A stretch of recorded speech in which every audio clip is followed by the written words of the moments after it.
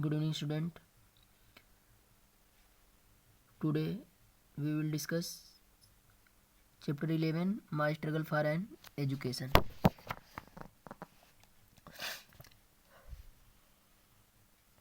In this story, a small boy who belonged to a very poor family. तो इसकी थोड़ी बहुत story सुन लीजिए, उसके बाद पढ़ा रहे हैं। इसमें एक छोटा सा लड़का है जो कि एक बहुत ही गरीब परिवार से संबंधित है। तो वो कोयले की खदान में काम करता है। तो जिस कोयले की खदान में वो काम कर रहा होता है, तो एक दिन वहाँ पर दो खनिकों का मतलब कि उसी के समान दो और लोग हैं, लेकिन वो बड़े लोग हैं, मतलब कि एज के अकॉर्डिंग एजेड है थोड़ा। और ये जो लड़का है छोटा है, बहुत ज़्यादा नहीं, 10 या 12 साल का लड़का है, और घर की मजबूरी बस कोयले के खदान में काम कर रहा होता है। तो वहाँ पर एक दिन दो बड़े लोग जो कि उसी कोयले के कारखाने में काम करते हैं, तो उन लोगों को आपस में बात करते हुए लड़का सुनता है। तो वो लोग आपस में बात करते हैं एक स्कूल के बारे में जो कि कहीं वर्जीनिया में है। तो वो लोग जो दोनों बड़े बुजुर्ग लोग हैं, आपस में उस स्कूल के बारे में, जिस स्कूल के बारे में जो वर्जीनिया में, उसका नाम है हैम्पटन नॉर्मल एग्रीकल्चर इंस्टीट्यूट, जो कि वर्जीनिया में पड़ता है। तो उसके बारे में इस प्रकार से बात करते हैं, उसकी मतलब कि बहुत ज़्यादा बड़ाई बताते हैं। तो इस लड़के को, छोटे से लड़के को सुनकर को उस स्कूल के बारे में इतना ज़्यादा आकर्षक बातें ऐसी लगती हैं, जैसे कि उस स्कूल के बारे में जब ये सुनता है तो अपने मन ही मन में कल्पना कर लेता है कि वो स्कूल संसार का सबसे सुंदर प्लेस होगा और स्वर्ग से भी अच्छा है। तो ये अपने मन ही मन दृढ़ प्रतिज्ञा कर लेता है कि मैं भी इस स्कूल में पढ़ने के लिए जाऊंगा। क्योंकि इसकी इकोनॉमिक कंडीशन उतना अच्छी नहीं है, तो फिर भी ये धीरे धीरे पैसे कलेक्ट करता है और अपनी माँ से अनुमति लेता है वहाँ पे जाने के लिए। तो इसकी माँ जिस समय वहाँ पर हैम्पटन नॉर्मल स्कूल में जाना चाहता है, इसकी माँ बीमार रहती है, तो इसे मना करती है, लेकिन ये फिर भी उसके बाद जाता है। तो आगे हम फर्दर देखेंगे स्टोरी में, जब पढ़ेंगे तो क्या हुआ है। अब देखिए यहाँ से। One day while at work in the coal mine, I happened to overhear. Overhear means सुन करके. Two miners talking about a great school for colored people somewhere in Virginia.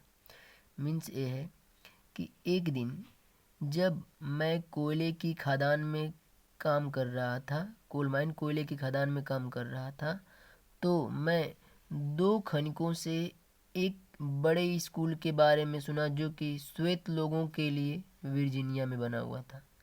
एक बार और देख लीजिए।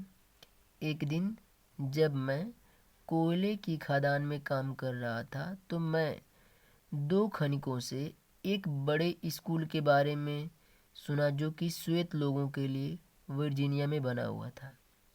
This was the first time that I had ever heard anything about any kind of school or college that was more pretentious, आकर्षक, pretentious means, than the little colored school in our town. Means कि जो छोटा लड़का है वो अपनी feelings को बता रहा है कि this was the first time, मतलब कि ये मेरा पहला समय है, या मेरे लिए पहली बार की बात है कि मैं ऐसे प्रकार के स्कूल या कॉलेज के बारे में सुन रहा था जो कि मुझे हमारे गांव में बने हुए छोटे से स्कूल, हमारे कस्बे में जो बने हुए स्कूल हैं, उन स्कूल से, जिस स्कूल के बारे में लोग बात कर रहे थे, वो स्कूल जो वर्जीनिया में हम लोगों के गांव के स्कूल से बहुत कहीं ज़्यादा ही आकर्षक है। मोर देन प्रिटेंटियस मीन्स कि हमारे गांव में जो बने हुए स्कूल हैं, इस छोटे लड़के के गांव में जो बने हुए स्कूल हैं, इसके स्कूल से जो वर्जीनिया में स्कूल है वो कहीं ज़्यादा ही सुंदर है। तो मन ही मन उस स्कूल की सुंदरता को अपने मन में चित्रित कर लिया है, कल्पना कर लिया है। As they went on describing the school, मतलब कि जो खनिक है, डिस्क्राइबिंग मतलब होता है वर्णन करना या उसका व्याख्या करना या उसके बारे में बात करना। As they went on describing the school, मतलब कि जो दोनों खनिक है, जो दोनों बड़े बुजुर्ग हैं जिसके थ्रू ये बातें सुन रहा है छोटा लड़का, तो उनके बारे में बता रहा है कि as they went on describing the school, it seemed मतलब प्रतीत होना या लगना या महसूस होना, to me that it must be the greatest place on earth. मतलब कि जब वो दोनों बड़े बुजुर्ग खनिक आपस में उस स्कूल के बारे में डिस्क्राइब कर रहे थे, वर्णन कर रहे थे, तो उनकी बातों को सुनकर के मुझे ऐसा लग रहा था कि ये पृथ्वी पर सबसे महान या सुंदर प्लेस है। And not even heaven presented more attraction for me at that time than did the Hampton Normal and Agriculture Institute in Virginia। मतलब कि जिस स्कूल के बारे में वो लोग बात कर रहे थे, वो स्कूल मुझे स्वर्ग से भी, हेवन मतलब स्वर्ग, स्वर्ग से भी ज़्यादा आकर्षक लग रहा था या सुंदर लग रहा था।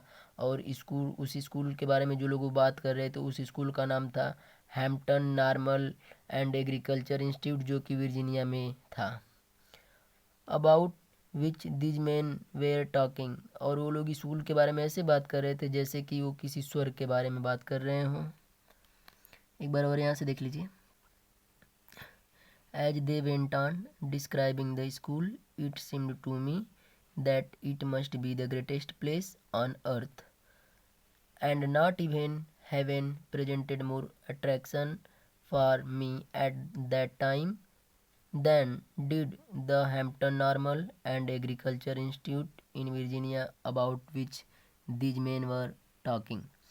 मतलब कि वो जो दोनों खनिक थे, जो दोनों बुजुर्ग लोग थे, बूढ़े लोग, वो उस वर्जीनिया के स्कूल के बारे में ऐसे बातें कर रहे थे, जो बातें कर रहे थे उन बातों को सुनकर मुझे ऐसा लग रहा था कि वो पृथ्वी पर सबसे महान प्लेस है। और उनकी बातों से ऐसा लग रहा था कि वो प्लेस स्वर्ग से भी कहीं ज़्यादा आकर्षक है। और जिस स्कूल के बारे में वो लोग बात कर रहे थे, उस स्कूल का नाम हैम्पटन नॉर्मल एग्रीकल्चर इंस्टीट्यूट, जो कि वर्जीनिया में पड़ता है, उसके बारे में वो लोग, जो दोनों आदमी थे, वो आपस में बातें कर रहे थे।